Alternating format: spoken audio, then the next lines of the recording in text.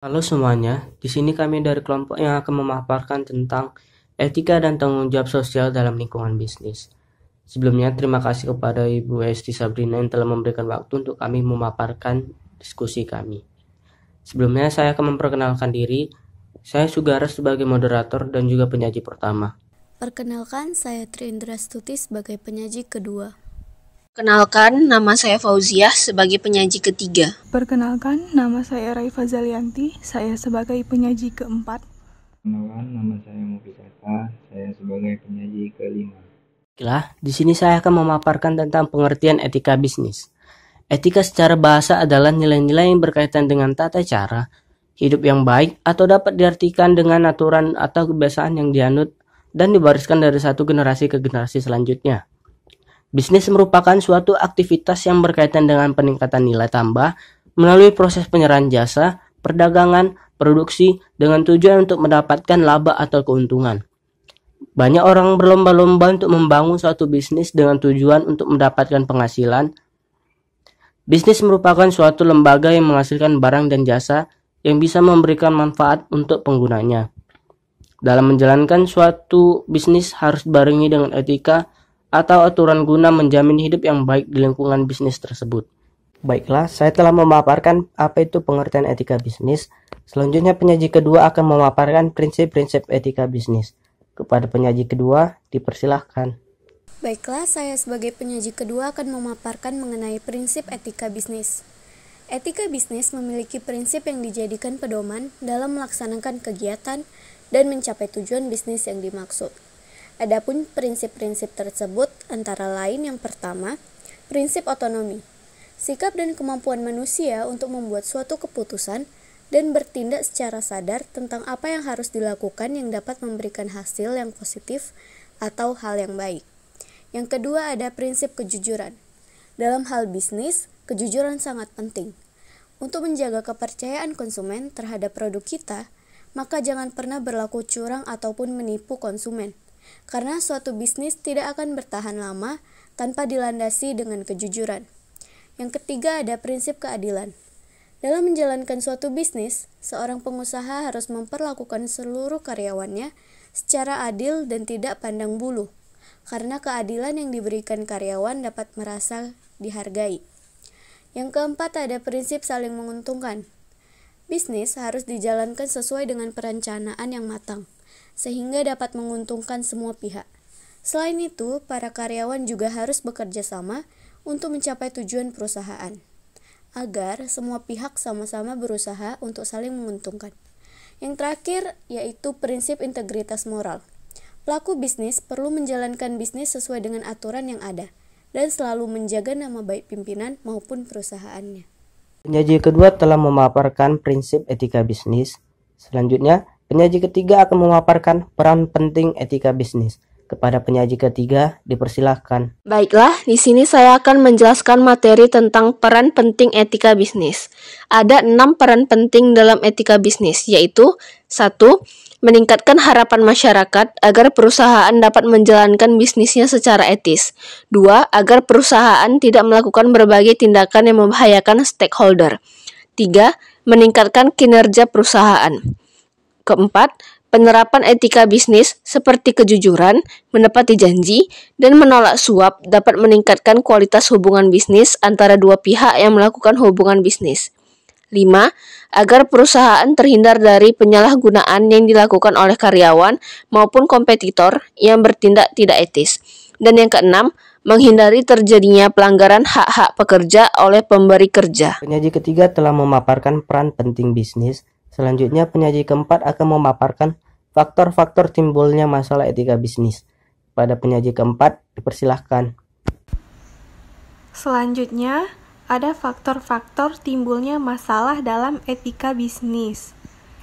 Yang pertama, mengejar keuntungan dan kepentingan pribadi atau personal gain and selfish interest. Para pekerja ini akan menempatkan kepentingannya untuk memperoleh kekayaan, melebihi kepentingan lainnya, meskipun akan merugikan pihak lainnya, perusahaan, dan masyarakat. Selanjutnya, yang kedua, Ada tekanan persaingan terhadap laba perusahaan. Dan yang terakhir, ada pertentangan antara tujuan perusahaan dengan perorangan, atau business goal versus personal values. Masalah etika dapat muncul saat perusahaan hendak mencapai tujuan tertentu. Penyaji keempat telah memaparkan faktor-faktor masalah dalam etika bisnis. Selanjutnya, penyaji kelima akan memaparkan pengertian tanggung jawab sosial dalam bisnis. Kepada penyaji kelima dipersilahkan. Saya di sini sebagai penyaji kelima akan menjelaskan tentang pengertian tanggung jawab sosial dalam bisnis. Tanggung jawab sosial merupakan strategi bisnis yang memiliki kaitan erat dengan keberlangsungan perusahaan dalam jangka waktu yang panjang. Tanggung jawab sosial merupakan sebuah konsep yang berhubungan, namun merujuk pada cara penjalankan bisnis yang berupaya untuk menyimbangkan komitmennya terhadap kelompok atau pribadi dalam lingkungan sosial. Kelompok dan individu tersebut dikenal sebagai pihak-pihak yang berkepentingan. Adapun pihak-pihak yang berkepentingan seperti karyawan, investor, pelanggan, pemasok, dan komunikasi lokal. Baiklah, selanjutnya saya akan memaparkan mengenai pihak-pihak yang berkepentingan. Adapun pihak-pihak yang berkepentingan tersebut yaitu yang pertama ada karyawan. Perusahaan biasanya memberikan keadilan dan menganggap karyawan sebagai bagian dari tim dan menghormati serta mensejahterakan karyawan. Perusahaan berusaha untuk mencari, merekrut, melatih, dan mempromosikan karyawan yang memiliki kualitas kerja yang baik. Yang kedua ada investor. Perusahaan berkewajiban untuk mengikuti prosedur sesuai perjanjian, memberikan informasi yang sesuai dengan kinerja keuangan perusahaan, dan mengelolanya serta melindungi hak-hak para investor. Perusahaan harus jujur dan berterus terang dalam menilai profitabilitas dan pertumbuhan laba serta saham perusahaan, dan menghindari tindakan yang tidak layak seperti manipulasi harga saham, menyembunyikan data keuangan, dan lain-lain.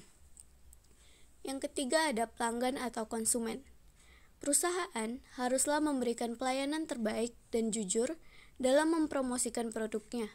Perusahaan juga harus menetapkan harga yang sesuai, menjamin keamanan dan pengiriman barang, menghargai garansi, dan tetap mempertahankan kualitas produk yang dijual. Beberapa contoh tindakan dalam perlindungan konsumen antara lain. Yang pertama yaitu pencantuman label pada produk. Konsumen perlu mendapatkan informasi dari produk yang digunakan. Kelengkapan informasi ini sangat penting bagi konsumen dalam menentukan produk yang akan digunakan. Label yang ada berbentuk tulisan, gambar, ataupun kombinasi keduanya. Yang kedua yaitu pencantuman tanggal kadaluarsa. Setiap produk harus mencantumkan informasi masa berlaku atau penggunaan dari produk yang ditawarkan.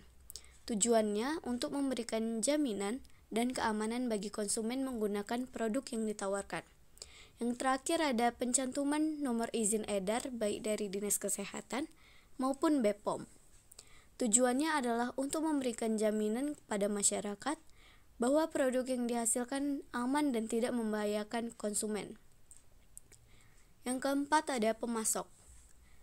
Pemasok, yaitu hubungan antara manajer dengan para pemasok, harus terjalin dengan baik.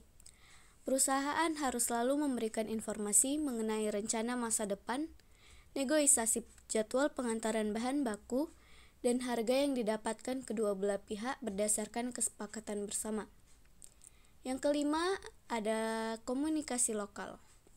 Selain sebagai rasa tanggung jawab, juga sebagai rasa terima kasih perusahaan kepada masyarakat yang berada dalam lingkungan perusahaan, serta untuk mempertahankan eksistensinya di tengah masyarakat. Biasanya, perusahaan akan memberikan sumbangan berupa program ataupun kegiatan yang bermanfaat untuk masyarakat di lingkungan perusahaan. Kesimpulannya ialah, etika bisnis merupakan sebuah nilai tentang baik dan buruk, benar dan salah dalam dunia bisnis dengan prinsip moralitas. Di sini para pelaku bisnis harus mengikuti dan berkomitmen terhadap etika yang ada dalam bisnis tersebut. Sedangkan, tanggung jawab sosial merupakan sebuah konsep yang berhubungan namun merujuk pada cara menjalankan bisnis yang berupaya untuk menyeimbangkan komitmennya terhadap kelompok atau pribadi dalam lingkungan sosialnya.